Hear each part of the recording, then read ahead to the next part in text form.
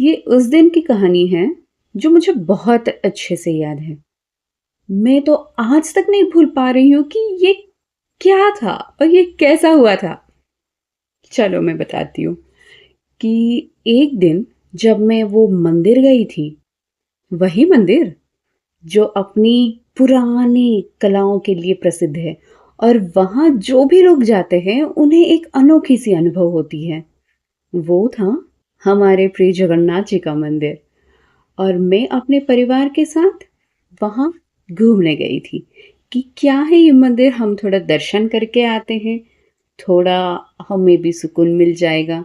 तो हम सारे परिवार लोग निकले थे घर से और वहाँ पे जब पहुँचे थे तो वो बहुत ही खूबसूरत था। वहाँ की दीवारें, वहाँ के दरवाजे, वहाँ के जो भी खंबे या कुछ भी हो, ये बहुत ही एंशियंट आर्किटेक्चर के साथ बना हुआ था, जो कि हमें बहुत पसंद आया था। और वहीं से हम लोग ऐसे आगे निकल ही रहे थे गर्भगृह की ओर। हमें इतने प्यारे लग रहे थे हमारे जगन्नाथ जी कि क्या ही बताऊं। उनको देखकर तो हमारे मन भी पिघल ही जाएगा। जैसे ऐसे लगता है कि वो बस उनकी एक नज़र ही काफ़ी हमारी सारे दुख दर्द मिटाने के लिए। और जब हमें उनकी दर्शन हुई तब भी उसी वक्त मुझे कुछ आवाज़ें आई, जैसे कि समुंदर की लहरों की आवाज़, कभी बारिश की आवाज़, तो कभी बंसुरी की आवाज़। ये कैसे हो सकता है?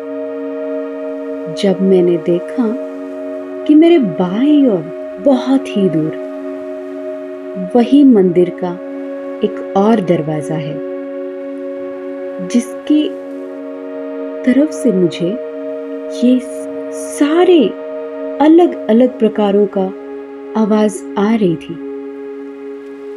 तो ऑब्वियसली क्यूरियोसिटी तो हर किसी को होता है भाई।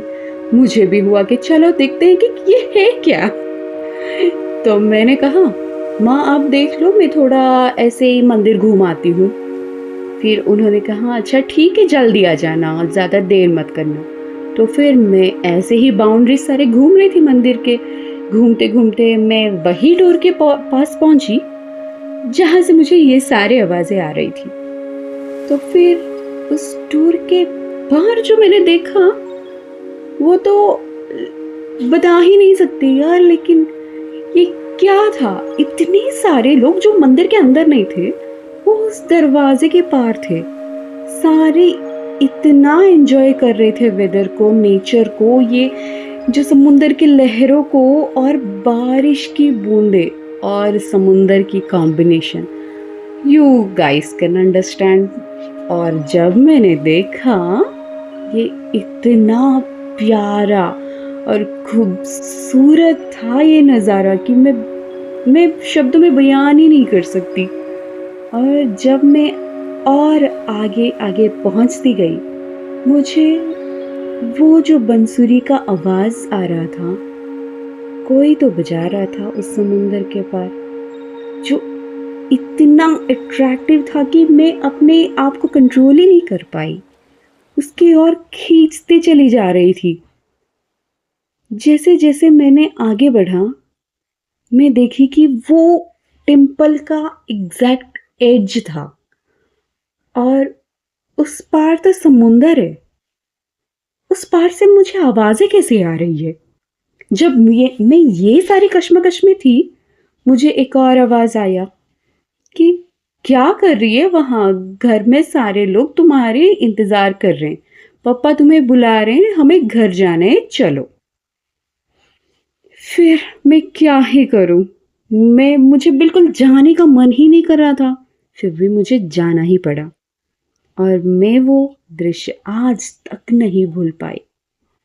आज भी जब मैं याद करती हूँ, मुझे बहुत ही बहुत ही आनंद देती है वो सारे दृश्य।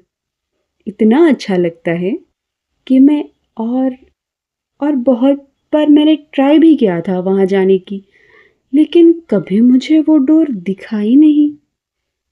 पता नहीं वो दिन क्या था, कैसे और क्यों, पता नहीं।